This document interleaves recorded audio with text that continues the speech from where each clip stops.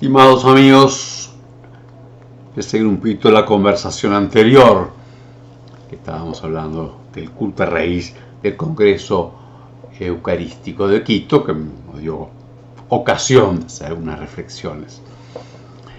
Algo puso ya sobre el canto litúrgico que hace a la verdad de la celebración,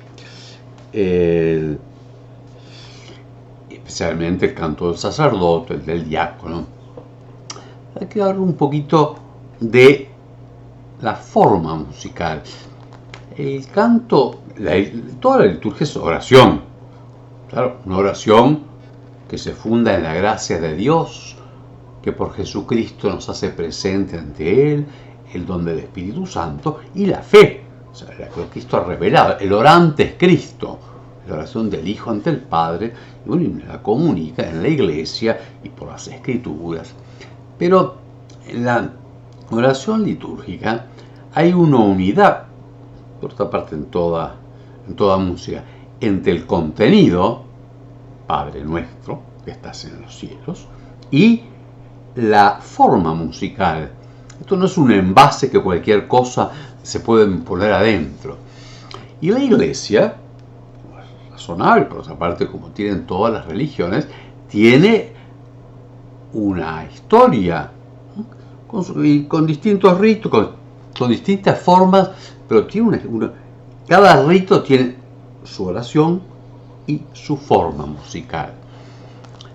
En el Congreso Eucarístico de Quito, como es casi lo más común en este momento, en casi toda la iglesia de Occidente, bueno, había canciones, por supuesto en castellano, con música que a pesar que nosotros nos hemos acostumbrado, en general, no todo, había algunos buenos himnos, pero mucha no es música, justamente que la forma no es litúrgica. O sea, por tanto, la música misma. O sea, no ha sido creada para el culto y desde el culto. Eso es un lentísimo camino, partiendo de las tradiciones de Israel, en ir creando su expresión orante musical. Hoy ya ven otra vez de la cantinera, que es muy simple, ¿no? El Señor esté con ustedes, Dominus vobiscum. De forma muy simple, pero muy sacra y muy específica, que no es igual que lo cumpla feliz. Eso es muy lindo, pero para otra cosa. Ha habido una deformación. Bueno, yo lo que quisiera decir que es verdad plantear, porque es así, si bien la iglesia tiene una gran apertura, la iglesia latina en concreto, a formas musicales, tiene también, te digo, una identidad y que forma parte del mismo culto a Dios. Y por eso, todos los documentos, pues lo que la iglesia afirma es que el canto propio del rito romano, distinto es el bizantino, el mozárabe, no sé, el armenio, el canto propio del rito romano es el canto gregoriano. Propio quiere decir que es propiamente el rito. La iglesia dice que también se abre a otras formas que serán tanto más litúrgicas cuanto más se asemejen y nazcan del canto gregoriano. Tenemos el fenómeno, el hecho, que es dramático, en que se ha dejado el canto gregoriano. Y que en este momento ni los fieles lo desean, porque han sido separados de él, no han sido introducidos en él, y en general tampoco los clérigos. Y estamos extraños al canto propio, a la música propia de la liturgia. Entonces hay una esquizofrenia, y lo digo con total libertad, y yo sé los motivos, lo he ido viviendo en mi vida, cómo se fue dejando, las razones que se dieron. En fin, no entro en el juicio ni de las personas, de la intención. Sí, del hecho, hay una contradicción de afirmar que el canto gregoriano es el canto propio del rito romano y que ha de ser, lo dice expresamente, en paridad de circunstancias, ha de ser preferido siempre, y luego que no exista y que no se den las circunstancias para que sea posible. Digo, en el Congreso Eucarístico, y aquí comparto, la delegación uruguaya, muy pequeña, éramos 4, pero fuimos a participar del Congreso y también con la intención de servir, de dar el servicio de celebrar una misa en canto gregoriano. De hecho, había un día del jueves que a las 6 de la tarde había misas en distintos idiomas: inglés, francés, italiano, alemán, algunos más difíciles para nosotros, japonés, coreano, chino, quechua, y no estaba programada una misa en latín y en canto gregoriano, el propio del rito romano. Entonces nosotros nos ofrecimos, ¿verdad? Y fue aceptado, y de verdad, bueno, se cantó, porque canto gregoriano no siempre es en latín. Yo puedo cantar oremos, bueno, y luego en castellano, pero en los modos propios del canto litúrgico, del canto llano.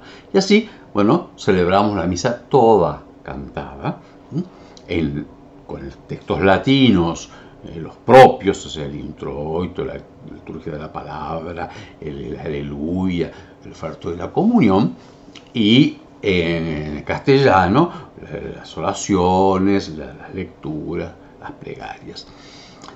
Fue una experiencia muy rica, de verdad digo que nosotros somos medio audaces, porque éramos, ya digo, 4 que fuimos, un sacerdote para cantar el Evangelio, bueno, un cantor, un acólito, y yo que cantaba las partes sacerdotales, a un medio que no conocíamos, ¿no?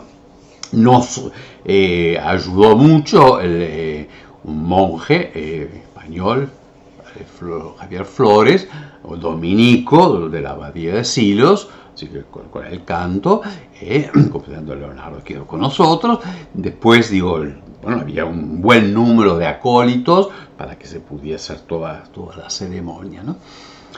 Y realmente participaron varias decenas de sacerdotes y un número de fieles desbordante, ¿no? La capilla no era inmensa, una nave, ¿no? Una buena capilla, pero yo no lo sé contar, pero calculo que eran más de 300 personas desbordadas. Digo, gente que quedó afuera y gente que no pudo entrar.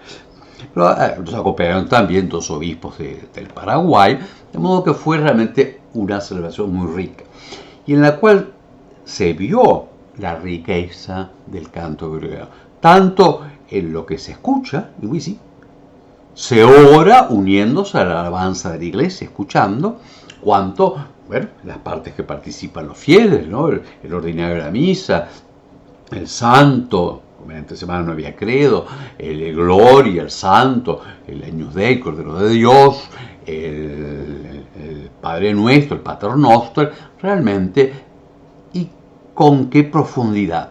Y yo señalé, y aquí lo comparto, la capilla que se nos ofreció, que se nos indicó, de allí que era una capilla de una nave, una capilla barroca hermosísima del siglo XVI, toda con dorado a la hoja, con un magnífico retablo, en fin.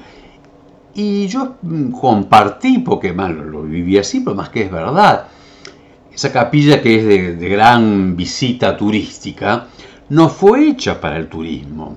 Y tampoco fue hecha para que digamos, cuántos kilos de oro gastaron aquí, o no sé cuánto tiempo trabajaron, sino que fue hecha para expresar el culto, que Dios, el don de Dios, que nos introduce en su presencia y que nos permite por Cristo y en Cristo, alabarlo y glorificarlo. Eso que termina toda la plegaria eucarística: por Cristo, con Él y en Él, a ti Dios Padre omnipotente, todo honor y toda gloria, y el gran amén del pueblo. Bueno, eso que es todo, cierra toda la plegaria. Bueno, ese es todo esa capilla. Y así lo expliqué y así lo vivimos. Claro, y a ello le corresponde, a ese esplendor, un esplendor del culto. Tiene todos los ritos, por supuesto, y usamos todas las procesiones, el incienso, todo lo que acompaña los cirios, las velas, todo ello, y también el canto adecuado. Y sé que era una unidad, y eso es lo que recibimos de nuestros mayores, y eso es lo que fue inculturizado en América, así como ese barroco americano expresa nuestra historia, así también el canto gregoriano. Allí no lo señalé porque no era el caso, pero sí nuestros indígenas guaraníes aprendieron y celebraron y mantuvieron, aún ya echados de las misiones en distintos lugares, por lo tanto también un llamado, invitación a pensar cómo la riqueza que la Iglesia creó en su oración y en su culto, cómo tomarla. Y lo pongo como desafío, tanto para los clérigos como para los laicos. Tenemos que salir de una cierta comodidad, que este cantito me gusta porque me suena. Está bien, pero ¿cómo entrar en el canto propio de la Iglesia? Fue realmente una magnífica, simplemente, adoración y celebración del don del culto divino con el canto gregoriano, que lo vivimos allí en la capilla llamada de Cantuña, en la plaza de San Francisco, en Quito. Aquí en Montevideo, Sursum Corda Discipulado celebra para Dios y también invita a una misa mensual en canto gregoriano, normalmente los terceros sábados a las 17:30 en la iglesia de los Vascos. Este mes será el sábado 19. Invito a nosotros a escuchar la invitación y la pregunta: ¿por qué no conocer? ¿Por qué no dejarnos formar, introducir en la mayor forma, esplendor del culto?